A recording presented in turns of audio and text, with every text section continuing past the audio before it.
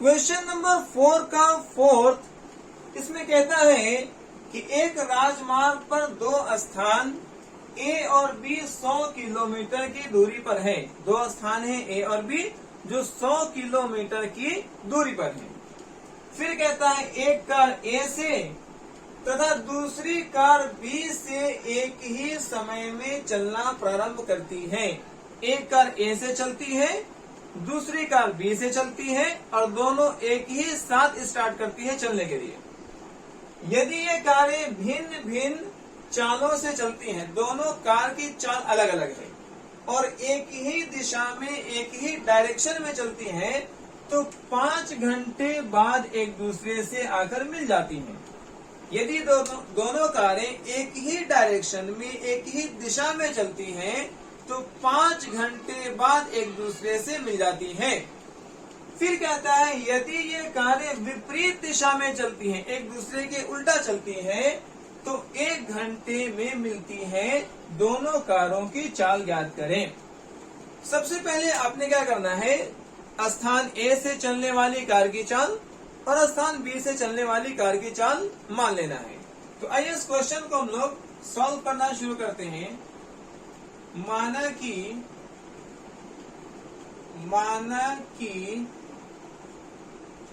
स्थान ए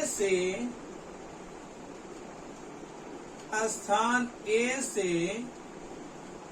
चलने वाली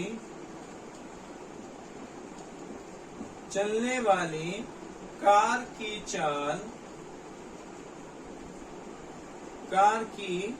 चाल बराबर है x किलोमीटर प्रति घंटा तथा स्थान बी से चलने वाली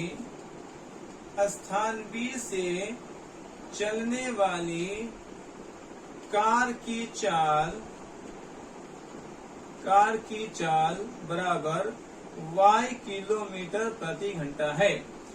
आपने सबसे पहले ये मान लेना है कि जो कार स्थान ए से चलती है उसकी चाल है x किलोमीटर प्रति घंटा और जो कार स्थान बी से चलती है उसकी चाल है y किलोमीटर प्रति घंटा।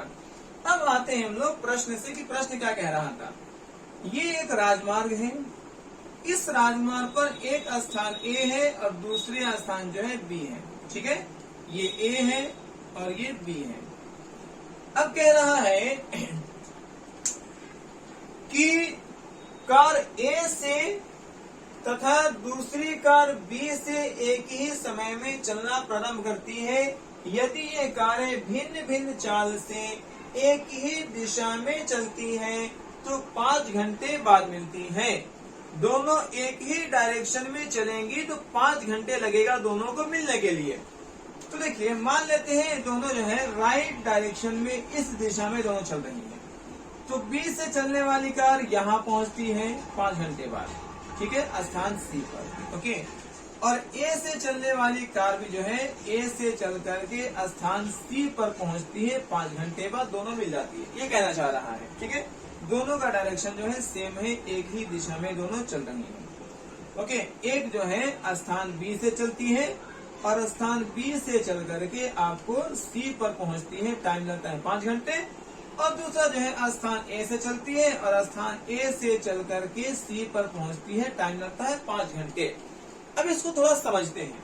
हम लोग जानते हैं कि चाल बराबर जो होता है, चाल बराबर होता है दूरी बटा में समय, दूरी बटा समय होता है। ठीक है जी, हमको दूरी निकालना है तो दूरी बराबर हो जाएगा चाल गुना समय, चाल गुना समय, चाल गुना समय। ठीक है जी, अब निकालते हैं जो कार ए से चलती है उसके द्वारा तय की गई दूरी, मतलब आपको ए सी निकालना है। ए से चलने वाली कार की चाल को आपने माना था x किलोमीटर प्रति घंटा। क्या माना है? x किलोमीटर प्रति घंटा माना है। तो इसकी चाल हो जाएगी x। ए से सी पर पहुंचने में 5 घंटे का समय लगता है, तो ये हो जाएगा 5। तो AC बराबर आ गया 5x। क्या आ गया जी? 5x kilometre. ठीक है जी, आगे समझते हैं।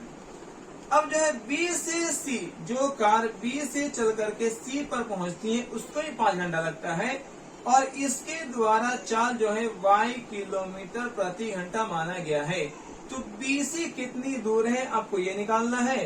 तो BC बराबर हो जाएगा, चाल माने हैं y किलोमीटर प्रति घंटा, y हो जाएगा। समय लगता है B से C जाने 5 घंटा, तो यहाँ लिखेंगे 5। इस तरीके से BC बराबर भी हो जाएगा 5y। ठीक है जी, अब इसको समझते हैं। A से B की दूरी दी गई है 100 किलोमीटर, B से आपने निकाला 5y kilometre, 5y kilometre. A से आपने निकाला A to C 5x kilometre, 5x kilometre. अब देखिए AC क्या है, 100 प्लस 5y के बराबर है। फिगर को ध्यान से देखेंगे, A से C की जो दूरी है ये वाला 5x, ये 100 प्लस 5y के बराबर है। तो अब आते हैं प्रश्न से, क्या लिखेंगे, प्रश्न से। प्रश्न से अगर ध्यान से देखते हैं तो जो AC है 5x, ये इक्वल है 100 प्लस 5y के। तो अब लिखेंगे 5x इक्वल हो जाएगा 5y इक्वल हो जाएगा 100 प्लस 5y के। अब जो है y को बराबर के पहले लाएंगे तो ये बनेगा 5x माइनस 5y बराबर में 100। दोनों से 5 कॉमन कर लेंगे, तो ये 5 अगर कॉमन करते हैं तो x माइनस वाई बराबर 100 बचेगा, और 5 डिवाइड में जाकर के हो जाएगा x माइनस वाई बराबर 100/5, और ये आपको 20 बार में कट जाएगा। तो x माइनस वाई बराबर 20 आपका हो गया समीकरण 1। पहली स्थिति से आपने समीकरण तैयार कर लिया है। ठीक है, फिर कहता है कि यदि ये कारें विपरीत दिशा में चलती हों, यदि ये कारें, देखिए यहाँ पर ये राजमार्ग है, स्थान A स्थान B। ठीक है जी, एक कार A से चलना शुरू करती है, दूसरी कार B से चलना शुरू करती है। A से चलने वाली कार की चाल है x किलोमीटर प्रति घंटा, B से चलने वाली कार की चाल है y किलोमीटर प्रति घंटा। ठीक है, एक कार राइट डायरेक्शन में चलती है तो दूसरी कार लेफ्ट डायरेक्शन में चलती है, और दोनों एक दूसरे से चलती हैं विपरीत डायरेक्शन में, और 1 घंटे में मिल जाती हैं। मतलब A वाली कार और B वाली कार 100 किलोमीटर की दूरी कितने देर में तय करती है, 1 घंटे में। ठीक है, अब यही चीज यहाँ निकालेंगे, दूरी बराबर चाल गुना समय से। दूरी बराबर चाल गुना समय, चाल गुना समय करते हैं। ठीक है, अब देखते हैं A से चलने वाली कार की चाल क्या है।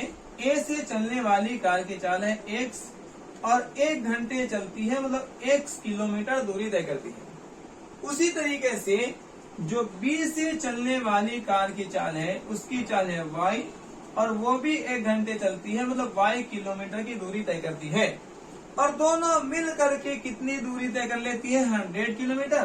तो यहाँ आएंगे पुनः प्रश्न से, पुनः प्रश्न से, और लिखेंगे ये वाला दूरी और ये वाली दूरी दोनों मिलके 100 बन जाती है। तो x plus y equal to 100 kilometre है। ये आपका समीकरण 2 बनकर तैयार हो गया है। तो यहाँ तक पहले आप स्क्रीनशॉट कर लीजिए, इसके बाद हम लोग इस समीकरण को हल करके दोनों कारों की चाल ज्ञात कर लेंगे। अब हम लोग समीकरण 1 तथा समीकरण 2 से हल करके दोनों कारों की चाल ज्ञात करेंगे। ठीक है, ये आपको समीकरण 1 है, x माइनस वाई बराबर 20 और x plus y equal to 100, ये समीकरण 2 है। ठीक है, इसको सॉल्व करना है। तो माइनस वाई प्लस वाई है, दोनों इक्वल है और अपोजिट साइन है। तो जब इक्वल और अपोजिट साइन हो तो दोनों समीकरण को ऐड करते हैं, जोड़ते हैं, जिससे minus y plus y cut जाएगा, एक x और एक x, ये हो जाएगा आपका 2x बराबर में जब 20 और 100 को ऐड करेंगे तो ये आ जाएगा 120, 120। x का मान क्या होगा, 120, और बटा में ये 2 आ जाएगा। कट करेंगे, ये आका x का मान क्या आ गया है 60। इस तरीके से आपको x का मान आ गया है 60। x के मान को समीकरण 1 में रखते हैं तो लिखेंगे x का मान समीकरण 1 में रखने पर समीकरण 1 है x माइनस वाई बराबर 20 है, x माइनस वाई बराबर 20। ठीक है जी। x का मान आया है 60 तो लिखेंगे 60 माइनस वाई बराबर में 20, माइनस वाई बाहर जाके प्लस वाई बन जाएगा, 20 अंदर आके माइनस बन जाएगा तो लिखेंगे 60 माइनस 20 बराबर y। तो 60 में से 20 को माइनस करेंगे तो y का मान आ जाएगा 40। इस तरीके से आपने x और y का मान निकाल लिया है। ठीक है। a से चलने वाली कार की चाल है x किलोमीटर तो यहाँ लिखेंगे a से चलने वाली कार की चाल बराबर x किलोमीटर प्रति घंटा और x का मान आया है 60 तो लिखेंगे 60 किलोमीटर प्रति घंटा। इसी तरीके से स्थान B से चलने वाली कार की चाल बराबर स्थान B से चलने वाली कार की चाल बराबर y किलोमीटर प्रति घंटा, y किलोमीटर प्रति घंटा और y का मान आया है 60 40 तो यहाँ लिखेंगे 40 किलोमीटर प्रति घंटा। इस तरीके से आपने जो है इस क्वेश्चन को सॉल्व किया है। यहाँ तक स्क्रीनशॉट कर लीजिए। फिर हम लोग एक्सरसाइज 3.5 के क्वेश्चन नंबर लास्ट को सॉल्व करेंगे। अब हम लोग एक्सरसाइज 3.5 के लास्ट वाले क्वेश्चन को सॉल्व करेंगे। इस क्वेश्चन में दिया हुआ है कि एक आयत का क्षेत्रफल 9 वर्ग इकाई कम हो जाती है यदि उसकी लंबाई 5 इकाई कम कर दी जाती है और चौड़ाई 3 इकाई बढ़ा दी जाती है। यहाँ पर आपको एक स्थिति दी गई है कि एक आयत का क्षेत्रफल जो है 9 वर्ग इकाई कम हो जाती है यदि उसकी लंबाई को 5 इकाई कम कर दे और चौड़ाई को 3 इकाई बढ़ा दे। यहाँ से एक समीकरण तैयार करेंगे। फिर जो है दूसरी स्थिति कहता है कि यदि हम लंबाई को 3 इकाई और चौड़ाई को 2 इकाई बढ़ा दें, लंबाई को 3 बढ़ा दें और चौड़ाई को 2 बढ़ा दें, जो उसका क्षेत्रफल है, जो उसका एरिया है, वो 67 वर्ग इकाई बढ़ जाती है। ठीक है। आपको ज्ञात करना है आयत की विमाएं क्या है, आयत की लंबाई और आयत की चौड़ाई क्या है। तो सबसे पहले आपने क्या करना है, एक आयत बनाना है और उस आयत की लंबाई और चौड़ाई को मान लेनी है। ठीक है। आइए इस क्वेश्चन को हम लोग सॉल्व करते हैं।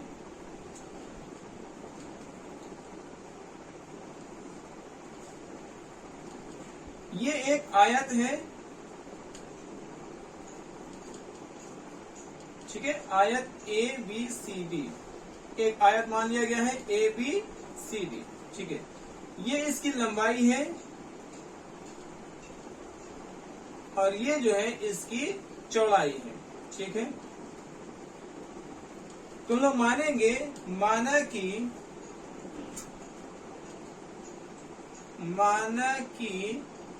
आयत की लंबाई बराबर x है और चौड़ाई बराबर y है। ठीक है। आयत की लंबाई बराबर x और चौड़ाई बराबर y। लंबाई को x मान लिया गया है और चौड़ाई को y मान लिया गया है। ठीक है। अब यहाँ से पहले आपको आयत का क्षेत्रफल निकालना है। आयत का क्षेत्रफल बराबर, आयत का क्षेत्रफल होता है लंबाई गुना चौड़ाई होता है, लंबाई गुना चौड़ाई। तो x को y से गुना करेंगे तो इसका क्षेत्रफल आ जाएगा xy। तो सबसे पहले आपने क्या करना है, एक आयत मान लेनी है और जिसकी लंबाई और चौड़ाई को मान लेंगे। माना कि आयत ABCD है जिसकी लंबाई x है और चौड़ाई y है। ठीक है। उसके बाद क्या करेंगे, आयत का क्षेत्रफल निकालेंगे, लंबाई गुने चौड़ाई, लंबाई x और चौड़ाई को y को गुना करेंगे, क्षेत्रफल xy आ जाएगा। अब यहाँ से हम लोग आएंगे प्रश्न से।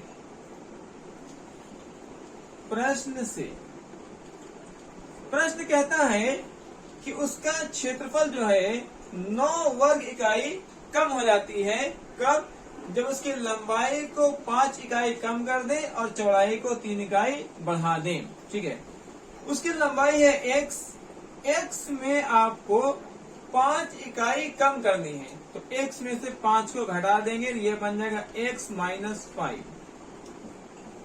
फिर कहता है कि चौड़ाई को 3 इकाई बढ़ा दें, तो चौड़ाई आपने माना है y, उसमें 3 बढ़ाना है तो y प्लस 3 कर देंगे। ये आपको नया लंबाई चौड़ाई मिल गया है। इन दोनों को गुना करेंगे, आपको क्षेत्रफल मिलेगा xy, और ये क्या होगा, आपको 9 वर्ग इकाई कम हो जाएगा, तो यहाँ -9 कर देंगे। ठीक है, अब यहाँ से इसको सॉल्व करना है। आप जानते हैं पहले हम लोग x को y से गुना करेंगे, फिर इसे x को 3 से गुना किया जाएगा, तो x को y से गुना करेंगे xy, प्लस में 3 को x से गुना करेंगे 3x। अब जो है y को 5 से गुना करेंगे, 5 को y से गुना करेंगे, तो ये हो जाएगा -5y। अब उसी -5 को जो है 3 से गुना करेंगे, तो ये बन जाएगा माइनस में 15 बराबर xy माइनस 9। ठीक है, अब क्या है, आपको xy plus 3x minus 5y, ये जो xy बराबर के बाहर में है उसको अंदर लाएंगे, तो माइनस में xy हो जाएगा, इज इक्वल टू -9 बराबर के बाहर में है, उसको ऐसे ही लिखना है, और -15 जो है जब बराबर के बाहर जाएगा तो ये बन जाएगा प्लस में 15 प्लस 15। ठीक है, plus xy minus xy cut जाएगा, तो आपको समीकरण मिल रहा है 3x minus 5y is equal to 15 में से 9 घटाएंगे तो ये 6 बन जाएगा। समीकरण 1 आपका तैयार हो गया है। अब जो है इसी तरीके से पुनः प्रश्न से हम लोग हल करेंगे। पुनः प्रश्न से फिर कहता है कि यदि हम लंबाई को 3 इकाई और चौड़ाई को 2 इकाई बढ़ा दें, आपको दोनों को बढ़ाना है। लंबाई में 3 इकाई बढ़ाना है तो आपका लंबाई x प्लस 3 हो जाएगा, और चौड़ाई को 2 इकाई बढ़ाना है तो चौड़ाई y प्लस 2 हो जाएगा। क्योंकि आपने ओरिजिनल लंबाई x माना है तो x लिखा जाएगा, और उस लंबाई को 3 इकाई बढ़ाना है तो आप x प्लस 3 लिखेंगे। इसी तरीके से आपकी चौड़ाई जो है y है, और उसमें 2 इकाई बढ़ाना है तो प्लस 2 कर देंगे। ये आपको नया लंबाई चौड़ाई मिल गया है।